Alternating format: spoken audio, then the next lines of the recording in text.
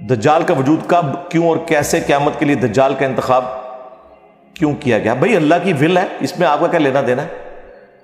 اتنی بڑی بڑی اللہ کی جو ول ہے وہ آپ نے مانی ہوئی ہے۔ اللہ تعالیٰ نے پیغمبروں کا انتخاب کیوں کیا ہے اپنی شناخت کے لیے؟ کیا اللہ تعالیٰ پیغمبروں کا محتاج ہے؟ سورہ الشعراء کے سٹارٹ میں آیا کہ اے نبی ہم چاہیں تو آسمان سے ایک ایسی نشانی ابھی نازل کر دیں کہ یہ سب کے سب لوگ ایمان لے آئیں، پیغمبر کی بھی ضرورت کوئی نہیں رہے گی۔ لیکن اللہ نے آزمائش کا سلسلہ شروع کیا۔ تو جب اللہ نے اپنی شناخت پیغمبروں کے ذریعے کروائی ہے اور اللہ کسی کا محتاج نہیں، دجال دشائی کوئی نہیں، شیطان دشائی کوئی نہیں، اللہ اپنی شناخت پیغمبروں کے ذریعے کروا رہا ہے جو کسی کا محتاج نہیں ہے۔ Will of God.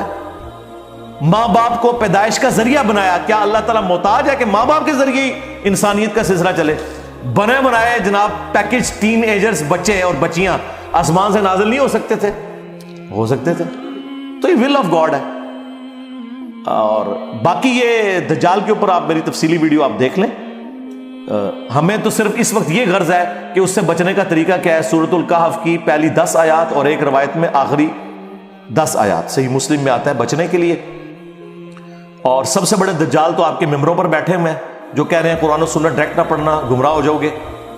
اللہ کا شکر ہے کہ ان کے شر سے تو آپ کو نکالا ہے، رسول اللہ کے ساتھ جوڑا ہے، تو انشاءاللہ جو نبی کے ساتھ جوڑے گا انشاءاللہ وہ اس دجال کے فتنے سے بھی بچ جائے گا۔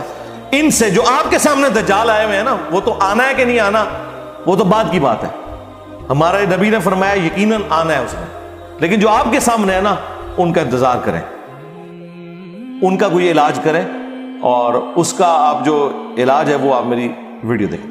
کیا کرسچنز کے ساتھ کھانا پینا جائز ہے؟ بالکل جی، کرسچنز کے ساتھ، ایتھیسٹ کے ساتھ، ہندوؤں کے ساتھ، شیعہ کے ساتھ، قادیانیوں کے ساتھ، ہاں کیا مسئلہ ہے جناب؟ جب ایک دوسرے کو اتنا بدتر سمجھ رہے ہیں، اعلیٰ حضرت نے لکھا ہے کہ دیوبندی، اہل حدیث اور شیعہ اور قادیانیوں کو ساتھ ذکر کر کے کہا کہ یہ 1,00,000 دفعہ بھی اللہ کا نام لینا تو ذبیحہ مردار رہے گا، یہ مرتد یعنی واجب القتل ہے۔ البتہ یہود و نصارہ کا ذبیحہ حلال ہے۔ اعلیٰ حضرت امام احمد بریلوی صاحب نے تو یہودیوں اور عیسائیوں کو، بلکہ عیسائی نہیں کرسچنز کو، باقی دیوبندی، اہل حدیث اور شیعہ سے بہتر قرار دیا ہوا ہے۔ ظاہر ہے جب ان کا ذبیحہ حلال، ان کا مردار، وہ واجب القتل نہیں، یہ واجب القتل، تو سرکار یہ تو سوال پھر کچھ رہ نہیں جانا۔ تو یہ لوگ تو ایک دوسرے کے ساتھ کھانے پینے کے جائز نہیں رہ گئے۔ قرآن و حدیث میں کوئی مسئلہ نہیں، ہیومن ڈگنیٹی میں سب برابر ہے۔ آپ اختلاف رائے ضرور رکھیں، لوگوں کی اصلاح کی کوشش کریں۔ میں نے زیادہ نمازیں ٹخنے سے نیچے کپڑے کر کے پڑھی، کیا وہ قبول ہوگی؟ جی، جو نہیں پتا تھا جس زمانے میں، جو کچھ ہو گیا وہ قبول ہے، اس کی ٹینشن نہ لیں۔ Can a Muslim father give his daughter in marriage into a Brelvi family؟ اس کے اوپر میں کافی دفعہ گفتگو کر چکا ہوں۔ بریلوی، دیوبندی، اہل حدیث، شیعہ آپس میں ان پرنسپل تو نکاح کر سکتے ہیں، لیکن ایک جو چیز ہے اس کا خیال رکھیں، جو سنن ابن ماجہ میں حدیث ہے، اپنے ہم پلہ لوگوں میں، اپنے کفر میں شادی کریں۔ اس میں دنیاوی سٹیٹس کا بھی آپ خیال رکھیں۔ یہ بہت بڑا ظلم ہے کہ ایک پڑھی لکھی بچی کو آپ ایک جاہل کے انڈر دے دیں، گوار کے انڈر، صرف یہ کہ جی میری دادی نے بچپن ہی رشتہ طے کرتا سینا تھا، وہ آپ مر گئی، پیچھے بھی مار گئی انہوں نے، یہ بہت زیادتی ہے۔ تو ہم پلہ خاندان میں بھی کوشش کریں، ہم پلہ۔ یہ کوئی قبائلی تعصب میں بات نہیں کر رہا میں، یہ جینون ایشو ہے۔ ہاں پڑھے لکھے لوگ ہیں، مختلف خاندانوں سے ہیں، ٹھیک ہے، وقوف بن جائیں گے کیونکہ ایک دوسرے کی سوچ کو سمجھنے والے لوگ ہیں۔ بلکہ آج کل تو یہ بھی دیکھا کریں کہ پی ٹی آئی اور نون لیگ کی بھی آپس میں شادی نہ ہو، پوری زندگی لڑائیاں پہ رہنی ہیں۔ ہاں تو اس اعتبار سے کہا جاتا ہے، ادروائز شرعی طور پہ کوئی مسئلہ نہیں ہے۔ اگر دونوں اپنی اپنی پارٹیوں سے دستبردار ہو کے اپنے آپ کو مسلم کہیں، بریلوی، دیوبندی، اہل حدیث، شیعہ کہنے کی بجائے، پھر تو ٹھیک ہے، وہ کوئی مسئلہ۔ ایک لڑکے کا رشتہ اس کے ماموں کے گھر ہوا ہے، شادی سے پہلے اس نے اپنے ماموں کی بیوی سے بدکاری کر لی تھی، کیا وہ لڑکی اس لڑکے پر حرام ہے؟ نہیں، وہ تو ظاہر ہے لیجیٹمائز نہیں تھا نا رشتہ۔ وہ جو قرآن میں آیا نا کہ جن عورتوں سے تم صحبت کرتے ہو ان کی جو اولاد ہے وہ تمہارے لیے حرام ہے، وہ لیجیٹمائز جو یعنی نکاح کے، یہ جو بدکاری والا معاملہ ہے اس میں آپ کا نکاح درست ہی ہوگا، وہ ایک غلط کام تھا، اس سے اللہ سے معافی مانگے۔ باقی داماد کا ساس کو چھونا اس کے اوپر میری ویڈیو وہ حنفیوں نے مشہور کیا ہوا کہ اگر کوئی غلطی سے بھی اپنی ساس کو ہاتھ لگا لے شہوت کے ساتھ تو اس کی اپنی بیوی فارغ ہوگی ہمیشہ کے لیے. ہاں تو یہ جعلی قسم کے مسئلے بنائے ہوئے، تو اس کو میں نے پھر ایڈریس کیا تھا کہ یہ بہت بڑا گناہ ہے، لیکن اس کی وجہ سے نکاح نہیں ٹوٹتا، اس کام سے اجتناب کیا جائے. مساہرت کا رشتہ اسے کہتے ہیں، اسٹیبلش ہو جائے گا سسرالی رشتہ. موجودہ دور میں امام مہدی کا دعویٰ کرنے والا شخص کسی کا نام لکھا ہوا ہے، ہمیں کوئی اس سے غرض، اس کی کیا حقیقت ہے بھائی؟ حکمران جانے وہ جانے. میرے بھائی اس وقت تو حقیقت یہ ہے کہ انجینئر صاحب دنیا میں اور اس شخص کا تعارف کروا رہے ہیں جس کی قبر مدینے میں ہے. یہ نامعلوم افراد کی آپ ویڈیوز بھیج کے مجھے کہیں کہ میں ان کا نام لے کے انہیں مشہور کروں، تو اتنا تو میں نہیں ہوں بے وقوف. ہمارے مولوی صاحب قرآن پڑھتے ہیں، نماز میں اکثر تلفظ درست نہیں پڑھتے اور وقفہ بھی آیت کے درمیان کر جاتے ہیں. کوئی وقفہ کرنے میں تو کوئی مسئلہ نہیں، کر سکتے ہیں، نماز درست ہوگی. جو تلفظ ٹھیک نہیں کرتے تو کوشش کریں اور ٹھیک کروائیں، ان کے اوپر کوئی بابا چڑھائیں. اور بابا بھی یہ نہ ہو کہ وہ اسے بھی گیا گزرا ہو. جو بابا قرآن سمجھتا ہے نا، اس کو آپ ریکویسٹ کریں کہ انکل ان کو تھوڑا بتائیں، یہ اپنا ٹھیک کر لیں، میرا نام نہ ہے، آپ چونکہ بزرگ ہیں. تو اس طرح کے جو مسجدوں میں آپ نے جو بھی ایکٹیویٹیز پرفارم کروانی ہے نا، ٹوائلٹ صاف نہیں ہے، پنکھے جو ہیں وہ خراب ہیں، یہ کالی داڑیوں والے یا بیچارے جو بچے ٹین ایجرز ہیں نا، یہ مہربانی کر کے نا کسی کی اصلاح نہ کریں، وہ اور پاسے ٹورپا بگا دیں. وہ آپ کے خلاف جمعے پڑھانے شروع کر دیں گے کہ اس کو مجھ سے تکلیف ہے. تو بہتر یہ کہ یہ کام کرنے کے لیے نا جو سمجھدار پڑھے لکھے بابے ہیں نا، بابے بھی کام دے رہے ہیں، جتنے کام کی ضرورت ہے اتنے بابے نے یوز کرے کرو، ان کے ذریعے کیا کریں. کیا یہ درست ہے کہ ایک نبینہ صحابی نے یا محمد کہا اور ان کی آنکھیں درست ہو گئیں؟ یا محمد نہیں، وہ ایک دعا تھی، سنن ابن ماجہ میں حدیث ہے، اس کے اوپر میری تفصیلی ویڈیو ہے. وسیلے کے نام پر دھوکہ. وہ نبی الاسلام کے پاس ایک صحابی آئے تھے، ترمذی میں بھی ہے، ابن ماجہ میں بھی. نبی الاسلام سے انہوں نے کہا یا رسول اللہ دعا کریں میری بینائی آ جائے. آپ نے فرمایا کہ اگر صبر کر لو تو جنت ہے، اور اگر کہتے ہو تو دعا کر دیتا ہوں. تو انہوں نے کہا یا رسول اللہ آنکھیں چاہیے، دعا کریں. تو اچھا انہوں نے حضور سے نہیں کہا اللہ سے دعا کریں، ذرا فرق دیکھیں، حالانکہ حضور سامنے موجود ہیں. نبی الاسلام نے فرمایا 2 نفل پڑھو، وضو کروایا، 2 نفل پڑھے، اس کے بعد دعا تعلیم فرمائی. اس میں الفاظ تھے کہ اے اللہ میں تیرے نبی کے وسیلے سے تیری طرف متوجہ ہوتا ہوں، اور اے اللہ کے رسول میں آپ کے وسیلے سے اللہ کی طرف متوجہ ہوتا ہوں. دونوں جملوں میں اللہ سے دعا مانگ رہے ہیں. اور آخری جملہ ہے جو کھا جاتے ہیں بریلوی دیوبندی، اس کے آگے الفاظ ہیں اے اللہ میرے نبی کی دعا اور شفاعت میرے حق میں قبول فرما. اور پھر حضور نے دعا کی، ان کی آنکھیں آ گئی. بالکل جب نبی علیہ السلام دنیا میں موجود ہوں گے سرکار، ہم تو یہ اکیڈمی بھی بند کر کے حضور کے قدموں میں بیٹھیں گے، کہیں گے یا رسول اللہ آپ نے ہمارے مسئلے اللہ سے حل کروانے ہیں.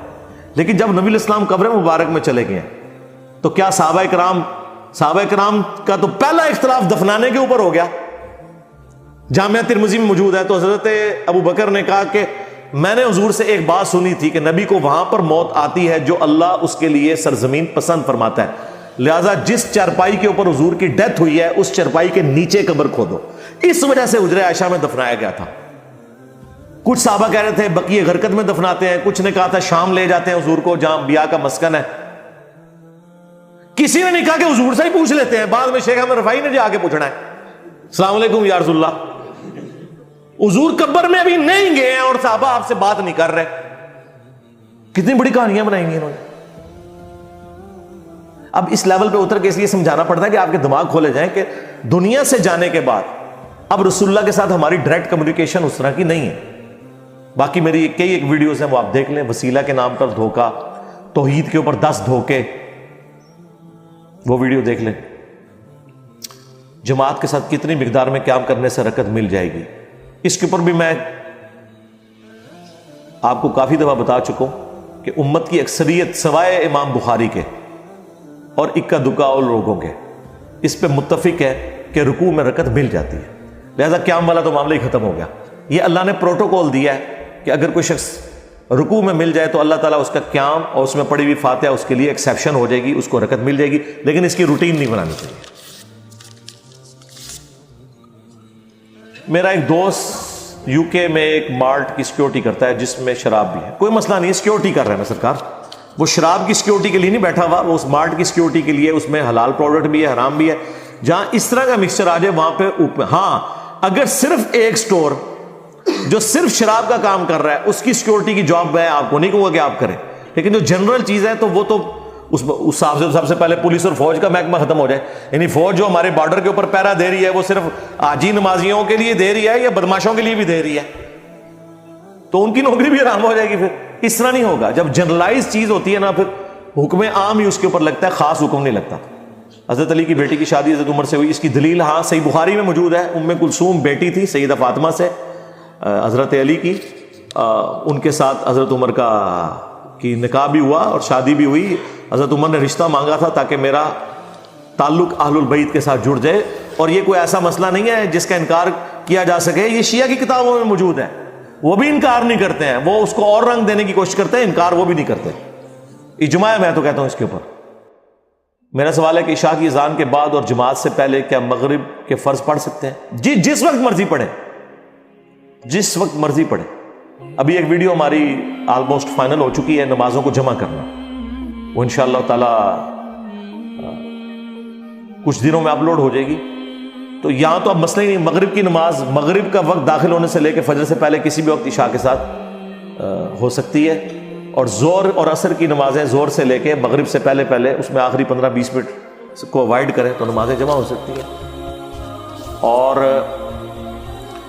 اس حوالے سے ایک اور حدیث جو پیش کی جاتی ہے نا، امام ترمذی رحمۃ اللہ علیہ نے اس حدیث کو خود ضعیف لکھا ہے جامع ترمذی کے اندر کہ جس نے بغیر عذر کے 2 نمازیں جمع کی تو وہ گناہ کبیرہ کا مرتکب ہوا.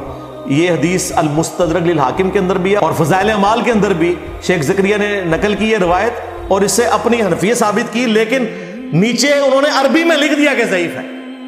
ہاں یہ کام ڈالتے ہیں یہ لوگ.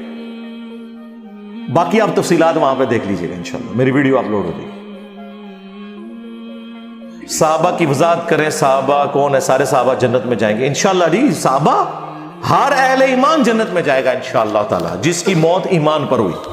اب جو حضور کی وفات کے بعد مرتد ہو گئے قبائل، حضرت ابوبکر نے ان کے خلاف قتال کیا، مسلمہ کذاب کے ساتھی بن گئے، منکرین زکوٰۃ ہو گئے. حضور کی زندگی میں سابقون الاولون میں سے ایک، بلکہ اس سے بھی بڑی چیز آپ سمجھیں، ہجرت حبشہ. ہجرت مدینہ تو بعد میں ہوئی ہے، اصل جو بڑی ہجرت ہے وہ حبشہ کی ہجرت ہے جو شروع میں ہوئی تھی. اس میں ام حبیبہ جو بعد میں ہماری ماں بن گئی ام المومنین، ان کا خامن جو عبید اللہ ہے المستدرک للحاکم میں آتا ہے، وہ حبشہ جا کے عیسائی ہو گیا اور عیسائی مرا. وہ شروع کے صحابہ میں سے تھا، اب مر گیا آرام موت. تو اس سے کیا ہے، جو یعنی ایمان پہ قائم رہے وہ صحابہ ہے. نبی پاک سے عشق کرنا چاہیے یا محبت؟ یار یہ ان الفاظ کے چناؤ میں نہ پڑا کریں. عشق کا لفظ اردو میں مستعمل ہو چکا ہے. اب یہ اہل حدیث نے جو اس میں مسئلہ کھڑا کیا نا جی وہ عشق، کوئی کہہ سکتا ہے مجھے ماں سے عشق ہے.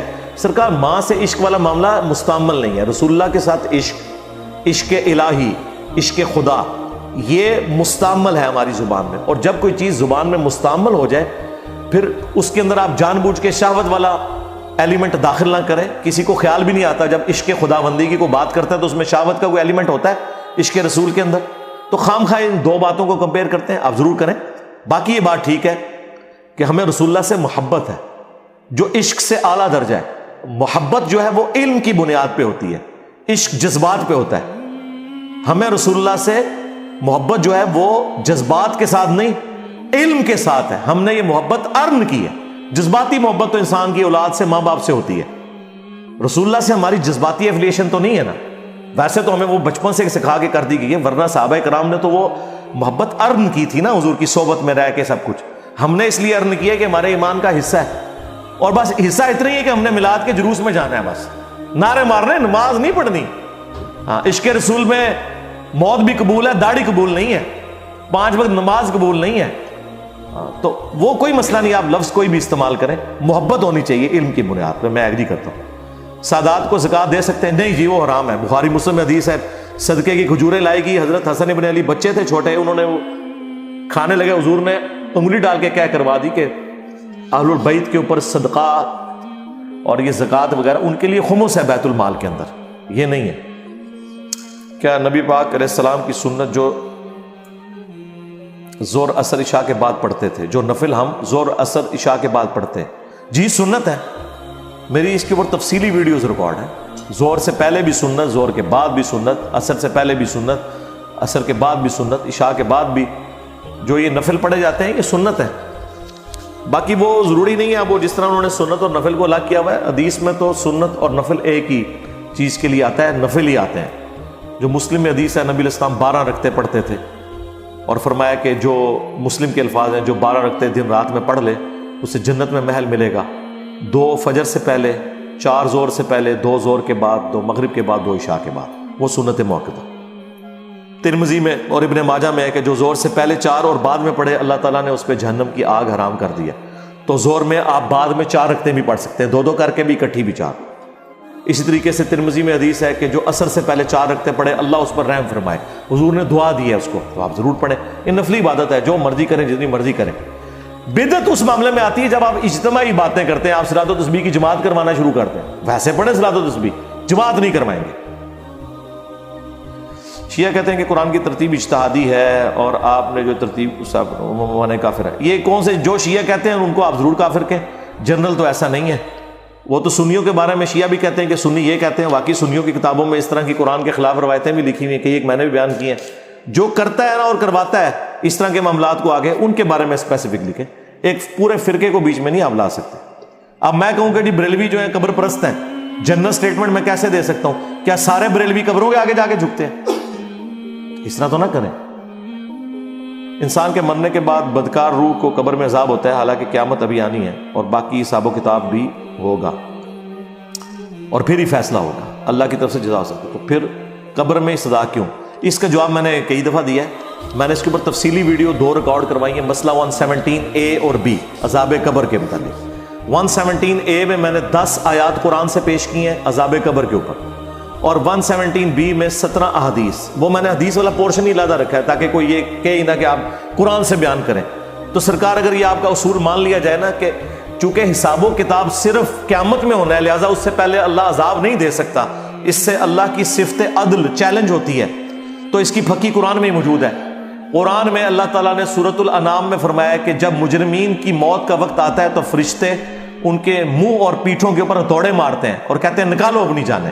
تو آپ کا تو اصول قرآن نے خود ہی توڑ دیا، قیامت تو قائم ہی نہیں ہوئی موت کے وقت، دنیا کی زندگی میں بھی، بلکہ اس سے بھی پہلے سورہ سجدہ میں آیا کہ ہم دنیا کی زندگی میں بھی انہیں عذاب دیں گے تاکہ یہ اللہ کی طرف پلٹ آئیں، سورہ سجدہ میں۔ تو عذاب کی 4 قسطیں ہیں دنیا میں تکالیف کی شکل میں، تاکہ اللہ کی طرف لوگ پلٹ آئیں۔ وہ آزمائش بھی ہو سکتی ہے، عذاب بھی ہو سکتا ہے۔ دوسرا موت کے وقت، وہ تو ڈیفینیٹ ہے کہ منہ اور پیٹھوں پہ ہتھوڑے مارے جاتے ہیں۔ اور اس کے بعد تیسری قسط بھی قرآن میں آئی ہے کہ فرعونی صبح و شام آگ پر پیش کیے جاتے ہیں۔ تو ابھی تو قیامت قائم نہیں ہوئے، تو کیوں فرعون کے ماننے والے صبح و شام آگ پہ پیش ہو رہے ہیں؟ امام بخاری کو اس خناسیت کا پتہ تھا کہ یہ لوگ گمراہی اس زمانے میں پھیلا رہے تھے۔ امام بخاری نے عذاب قبر والی جو حدیثیں لی ہیں نا، ان کے اوپر صحیح بخاری میں جو باب بند ہے نا، باب میں قرآن کی آیت لکھی ہے کہ فرعونی صبح و شام آگ پر پیش کیے جاتے ہیں۔ پہلے ہی پھکی دیتی ہے امام بخاری نے کہ میری حدیثاں پڑھ کے جن کو وہم آئے نا کہ عذاب قبر تو حدیث میں آیا ہے، یہ دھوکہ دینا بند کریں، قرآن میں آیا ہوا ہے۔ آپ اس کو قبر کہتے ہیں، وہ بیسیکلی عذاب برزخ ہے، آخرت کا عذاب ہے۔ وَمِن وَرَائِهِمْ بَرْزَخٌ إِلَىٰ يَوْمِ يُبْعَثُونَ، ان کے مرنے سے لے کے قیامت کے دن تک ان سین بیریئر ہے برزخ۔ سورۃ المومنون آیت نمبر 100 میں یہ بات آئی۔ عموماً چونکہ قبر میں دفنایا جاتا ہے اس لیے قبر کی بات ہوتی ہے، ورنہ وہ شیر کا پیڑ بھی عذاب کی جگہ ہو سکتی ہے، ہواؤں میں راکھ کا بکھرنا بھی ہو سکتا ہے ایئر کریش کے ذریعے۔ عموماً چونکہ قبر میں دفن کیا جاتا ہے اس لیے قبر کا ذکر ہوا ہے، ورنہ یہ عذاب قبر نہیں ہے، عذاب برزخ ہے، یہ ذہن میں رکھیے۔ قرآن میں بھی تو آیا نا کہ انسان مرتا ہے اور اسے قبر دی جاتی ہے، پارہ نمبر 30 میں، تو کیا ساروں کو قبر ملتی ہے؟ تو ہم قرآن پہ اعتراض کریں گے؟ قرآن عمومی بات کر رہا ہے، تو وہ آپ دیکھ لیں۔ تو عذاب کی 4 قسطیں ہیں، فائنل قسط قیامت کے دن ہے، 3 جو ہیں وہ ادھر ہی ہیں، ایک دنیا میں، ایک موت کے وقت اور ایک مرنے کے بعد۔ باقی میری ویڈیو دیکھ لیں۔ We can't write RIP for non-Muslims. Can we say Inna lillahi wa inna ilayhi raji'un؟ ہاں یہ تو آپ کہہ سکتے ہیں، یہ تو کسی بھی نقصان پہ آپ کہہ سکتے ہیں انا للہ و انا الیہ راجعون. یہ کسی کے لیے دعائیہ کلمات نہیں ہیں، یہ اپنے غم کو ٹھنڈا کرنے کے لیے ہے کہ بھئی یہ جو اس وقت وقتی طور پہ دکھ یا تکلیف آئی، ہم بھی اللہ کی طرف سے آئے تھے، اسی کی طرف لوٹ کے جانا ہے. یہ بھی تکلیف چلی گئی اور ہم پہ بھی جو تکلیفیں ہیں الٹیمیٹلی انہوں نے ختم ہو جانا ہے. جب ہم نے خود ختم ہو جانا ہے پھر تو ساری تکلیفیں ختم ہو جائیں گی نا. ایک انسان جب مر جائے گا تو انا للہ و انا الیہ راجعون ہر تکلیف پہ آپ کہہ سکتے ہیں. ہاں سورہ التوبہ میں آیا کہ کسی اہل ایمان کے لیے اور نہ نبی کے لیے یہ شایع ہے کہ جب انہیں پتہ چل جائے کہ ان کا کوئی رشتہ دار اس حال میں مرا کہ وہ شرک پہ تھا کہ اس کے لیے دعائے مغفرت کریں. پھر اللہ تعالیٰ نے کہا کہ جو ابراہیم نے دعائے مغفرت کی تھی وہ ایک وعدے کی وجہ سے کی تھی اپنے باپ کے لیے. والد نہیں تھے، وہ باپ تھے، اور وہ چچا کے لیے باپ کا لفظ استعمال ہوتا ہے. اور بعد میں جب انہیں پتہ چلا تو انہوں نے ان کے لیے بھی دعا نہیں کی.